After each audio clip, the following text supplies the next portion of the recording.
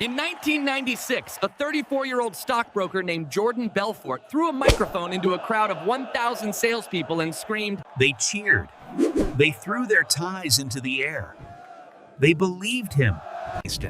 By 1999, Belfort was under federal indictment, his company was a smoking crater, and But here's the uncomfortable truth. He never called his scheme a scam. He called it motivation.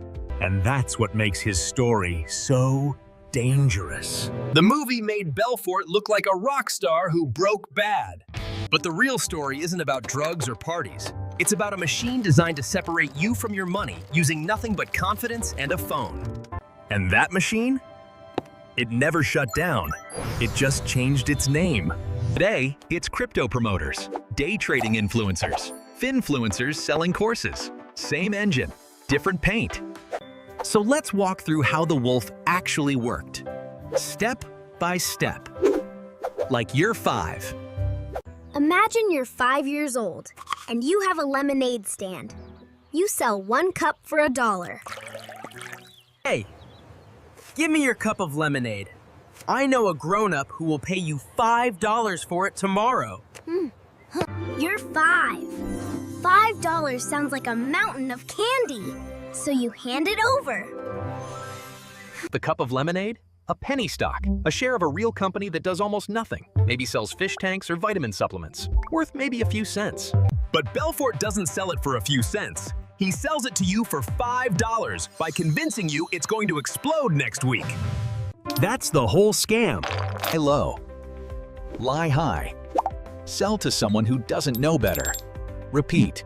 Here's where it gets clever and unsettling. Belfort's firm, Stratton Oakmont, didn't steal money from billionaires. It stole from taxi drivers, retirees. Why? Because rich people have lawyers. Poor people have hope. And a tip. This is a once-in-a-decade opportunity. We've already bought our shares. We're calling you first. That's called a boiler room. 100 brokers in a room dialing 500 calls a day. Each call a tiny lie. Each lie a commission of 50% or more. You buy the stock at $5. The stock is really worth 10 cents. The broker makes $2.50 instantly. You lose $4.90 the moment you say yes. That's not investing. That's a tax on trust. Part that feels like a joke, except it actually happened. As brokers addicted, Belfort paid them in cash every single Friday. Bricks of $100 bills thrown on a table like poker chips. One broker made $72,000 in a single week. Another made $500,000 in a year. On what? Selling shares of a company that made carpet for boats. Really? That was a real stock they pushed. Boat carpet. Bought it. Not because they were stupid, because they trusted the confident voice on the phone who said, I'm already in. That's the dark magic of the wolf. He didn't sell stocks. He sold the feeling of being early. Let's do the math like you're 5, but without the training wheels. Oakmont raised $200 million from investors over 5 years. Roughly $100 million went to commissions. Another $50 million went to salaries, parties, and legal fees.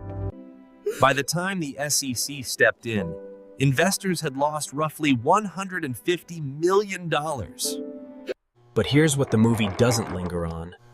Most of that money never came back. Belfort paid $110 million in restitution. Sounds like a lot, except the actual losses were higher. The yacht got sold, the mansion got seized, but the nurse in Queens who invested her inheritance, she didn't get a movie deal. Now watch what happens next.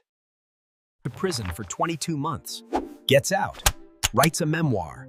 Hollywood turns it into a cultural phenomenon. Suddenly, he's on speaking tours, selling seminars, charging $1,000 a ticket to teach you the straight-line persuasion method. The scam didn't end. It just rebranded as education. Comfortable loop. Break the law. Go viral. Sell the story of breaking the law. Repeat. And the audience? We keep watching, keep laughing at the goldfish scene, keep forgetting that the punchline was a lie. You don't need a boiler room anymore. You need an Instagram account. The photo of a rented Lamborghini, writes, "Who's ready to escape the 9 to 5?" and sells you a $497 course on options trading. The mechanics are identical. Promise speed, hide the risk, take your money, disappear. The lesson of the Wolf of Wall Street. Not don't do drugs. Not crime doesn't pay. If someone is trying to make you feel urgent and lucky at the same time, you're not an investor. You're the product. Said, "The only thing standing between you and your goal is the story you keep telling yourself." Just not in the way he meant. Keep telling ourselves about the wolf is that he's a cautionary tale we already learned from.